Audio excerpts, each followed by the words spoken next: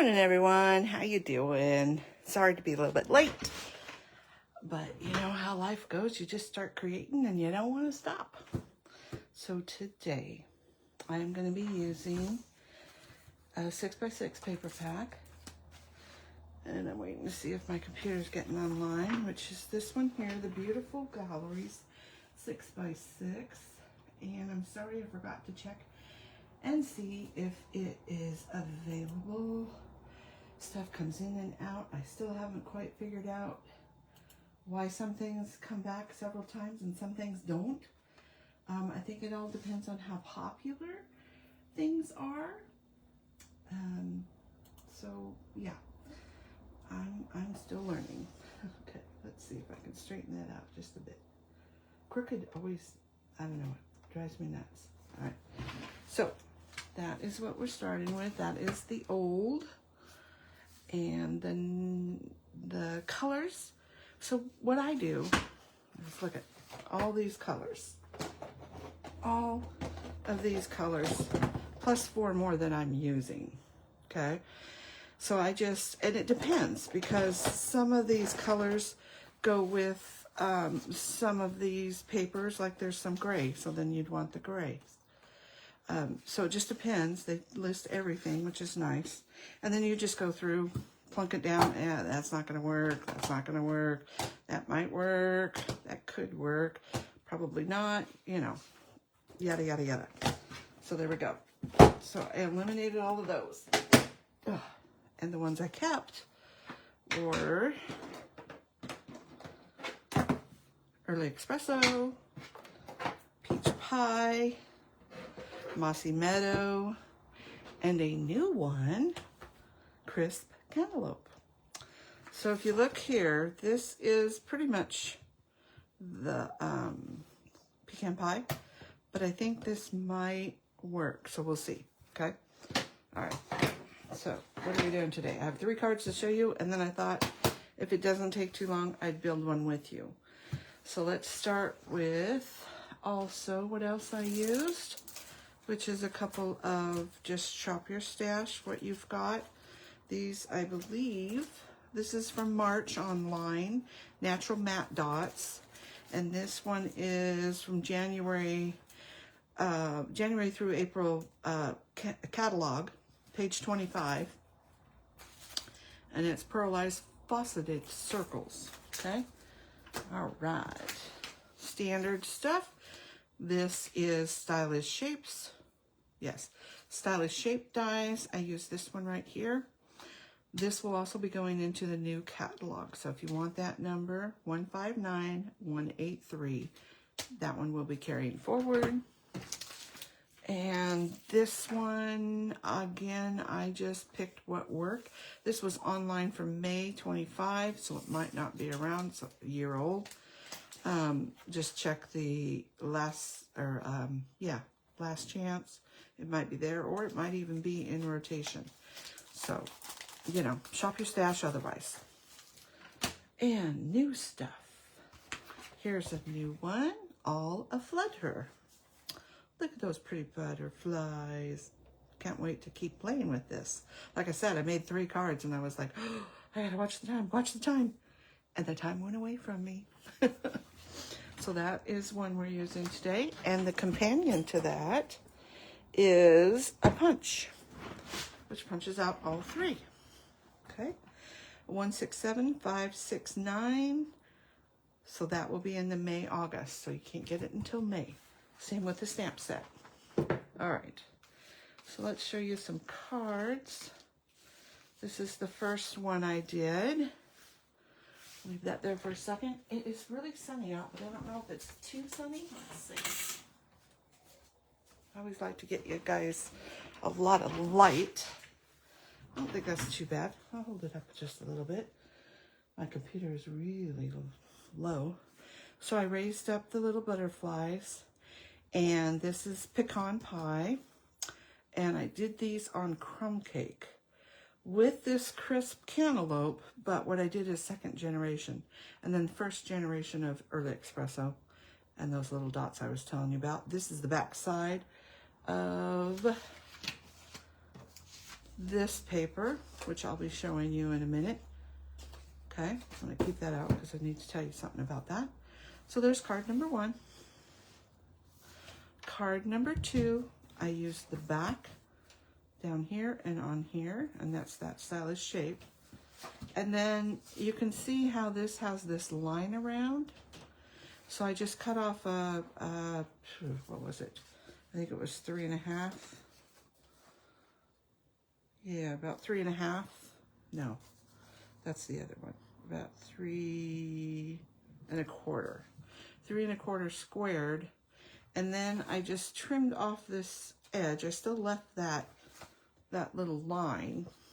It's right there. But then when I came up to something like this, I just cut around it and kept going around the line.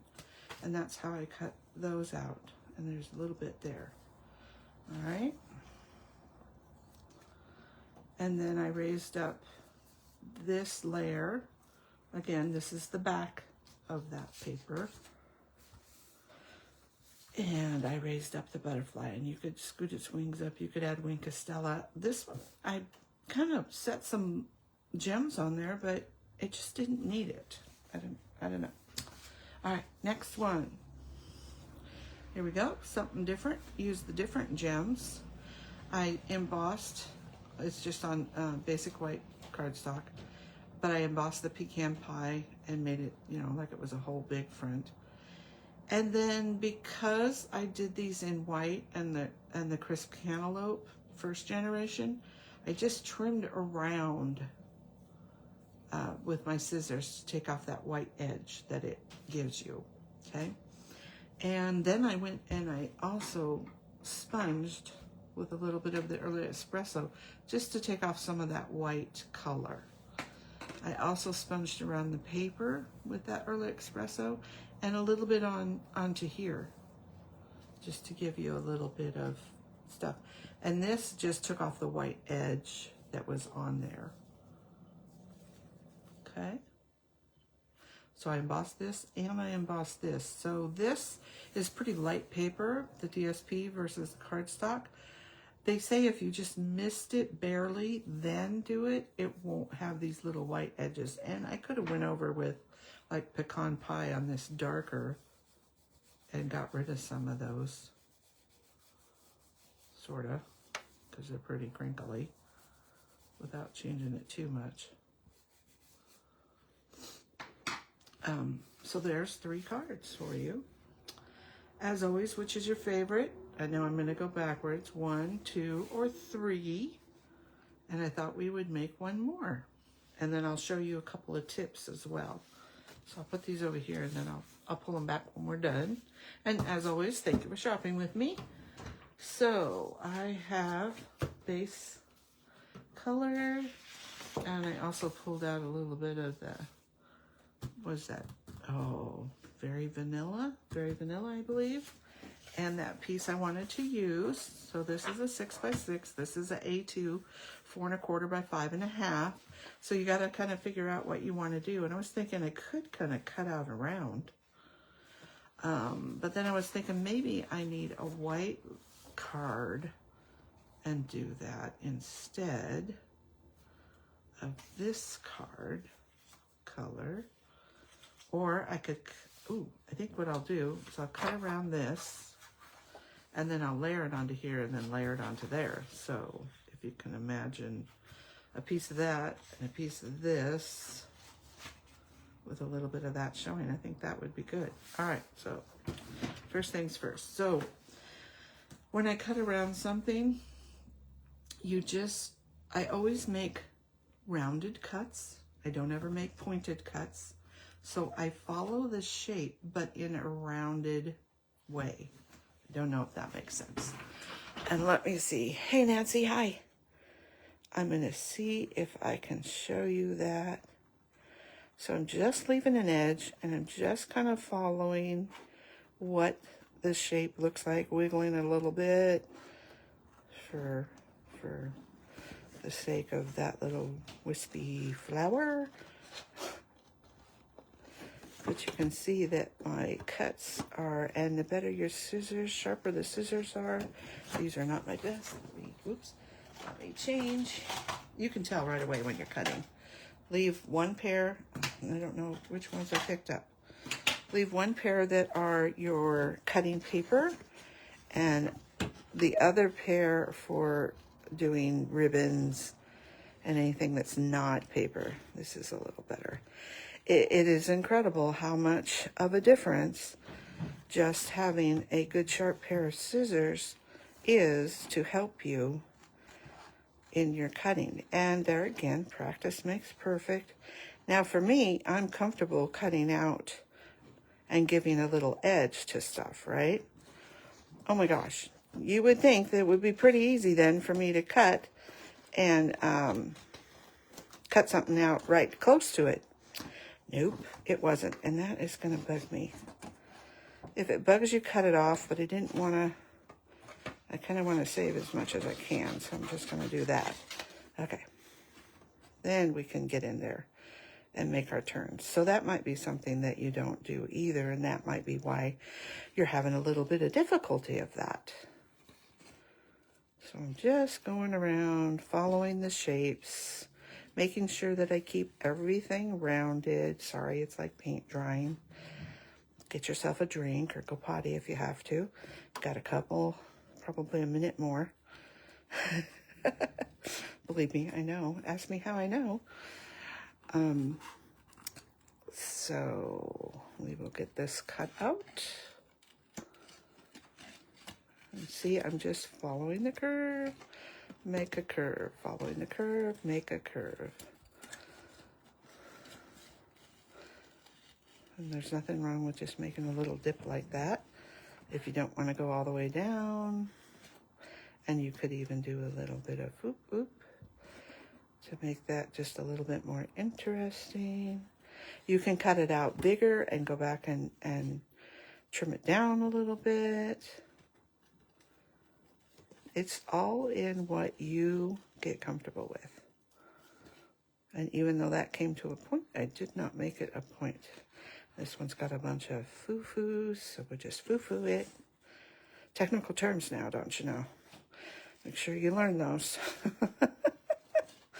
Oh my goodness, my Fridays used to be so nice and calm, and it was do your video, load it to everybody, to YouTube, because I do it on Facebook first, and, you know, have a lovely day. Now I've got this to do and 3 other things. Okay, there we go. Now I'll sit down again. All right.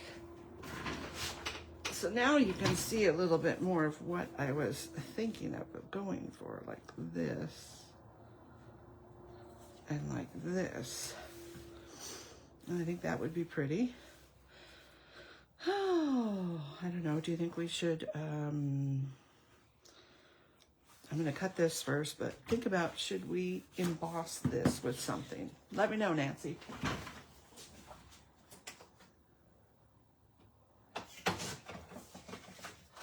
Okay. So we got that cut off. So that will go about there. We can put this about here. Now, because this is on white, I don't mind if it has that white edge, because it's just going to blend in, right? That's pretty. Okay, so I've got this piece for our stamping of our butterflies and punching, and I have a little bit of a thing to teach you, and I'm going to do it with, and this is something if you have dies, especially, not so much for this butterfly shape, but if you had a die that had shapes that were not connected, because these butterflies are all connected, so it makes it easy. You just pop them down there and punch them out. But let's say that they were all separate. Then what you do is you take your stamps,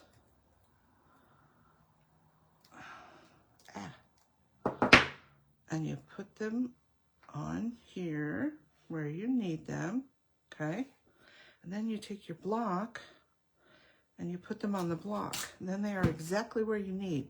So if you were doing the little lamb and you put the body and the bow and the head, then you could stamp it all at once in black, cut it out, and then color it in, okay? So that's what that was for, that little tip. And we're gonna do some stamping of butterflies. I've got the solid butterfly, an outline. There is 2 outlines for this butterfly. And I think we will do this again. We bring in some scratch paper. And we are going to use the crisp cantaloupe. Now, this is our standard pad, you know, pop it open, slide it around. This is the new ink pads. This is a sponge. This is felt. This is magnetic. They will stack on top of each other too, and you can just pull them up. I can literally pick it up. I don't know if you saw that, but it'll pick it up. It's you're gonna love them. Okay, back to what we're doing. So I'm gonna take, okay, so here's something else too. I'm gonna be doing 2nd generation with this, and this is upside down, so you don't have to turn them over, okay? Just like ours, regular ones. But I am gonna start with the darker layer, which I think I'm gonna do pecan pie, the darker layer. Why? Because sometimes it's easier to see when you put the dark layer down first, okay? And let me clean this off. And then, let me move this. I'll probably need it in a second. And then I'm going to ink up the solid. So this is, you're not going to get it all over the place, okay? Hard as you want to go, you're not going to get it all over the place. You can also twist it, and you can also make swirls. But for now, what we want to do is take off a layer and put it onto, and I have to probably get in the way. I'll try not to.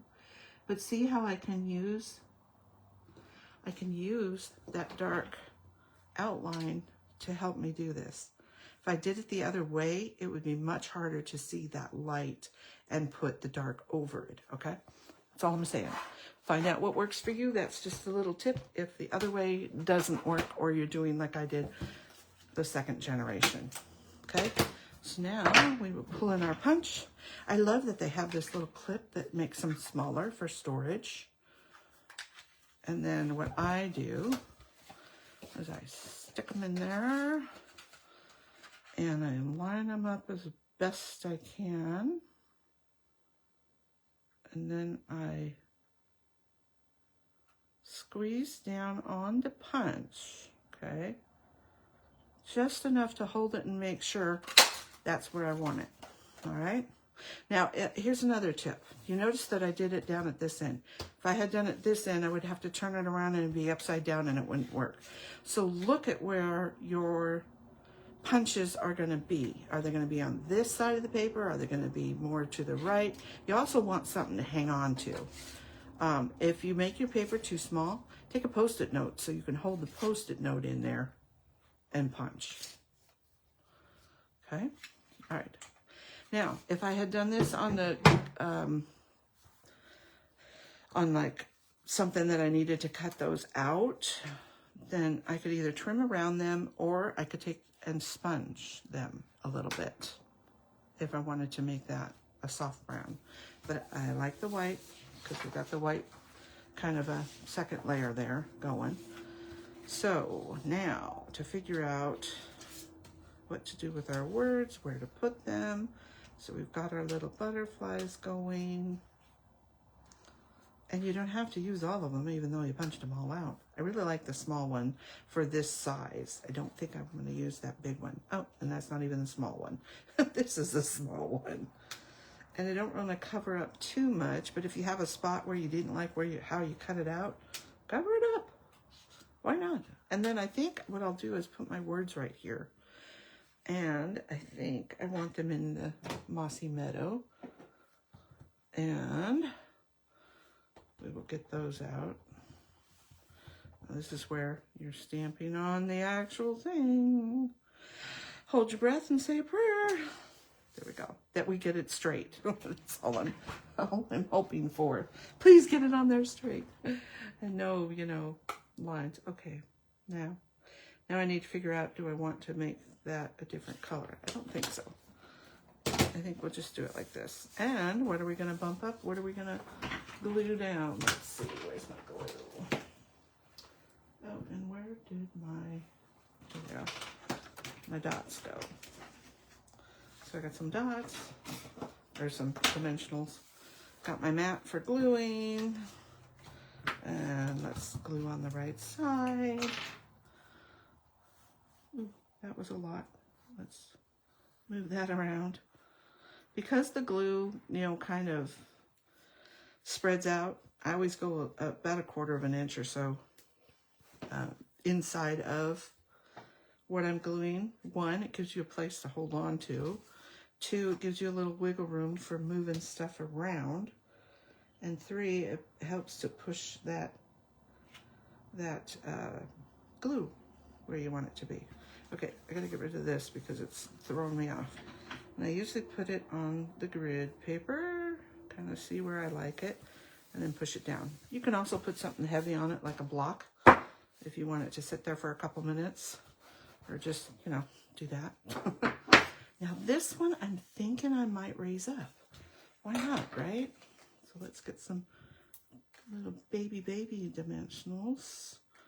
I feel like I'm always saying that word wrong. Dimensionals. It's a tough one for me.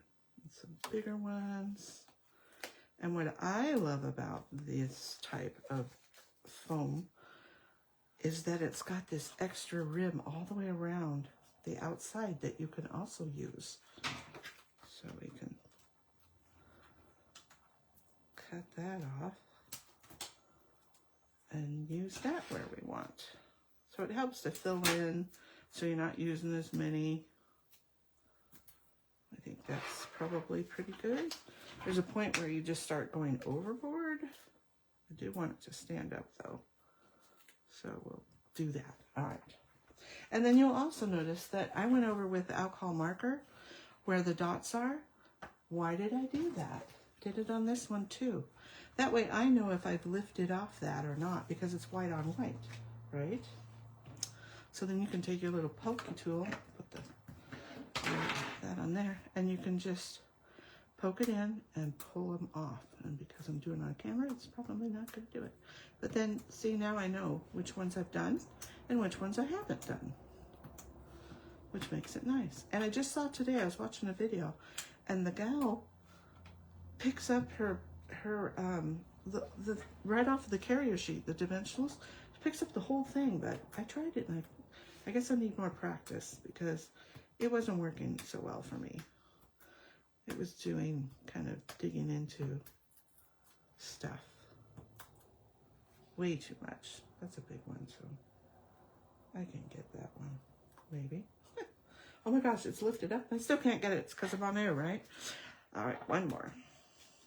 There we go. Okay, dokie. I will put this down, and I just kind of sit it down.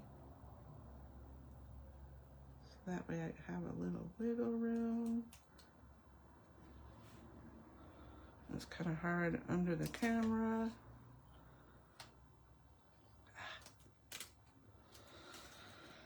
Let me hold it up. Sometimes that'll help. I'm just looking at this line. There we go. All right. And I'm going to put a baby one on these. And then I'm going to bend the wings. And you could put your wing Castella on here. So I'll pull that off, and then I'm just going to bend the wings. So that way they're fluttering. Little dimension. Same thing on this one. Yeah. And then if you don't know where you want it, this is always good to use. And then you can kind of put it on where you want. Ta-da! And I don't know, maybe we put this one inside. We do need to have a little, I don't have a, you know, a thing to put in there yet. I forget what they call that, you know, so you can write. But I think I will put that in there and then put that in there. All right, now, what about some pretties? What do we want to use?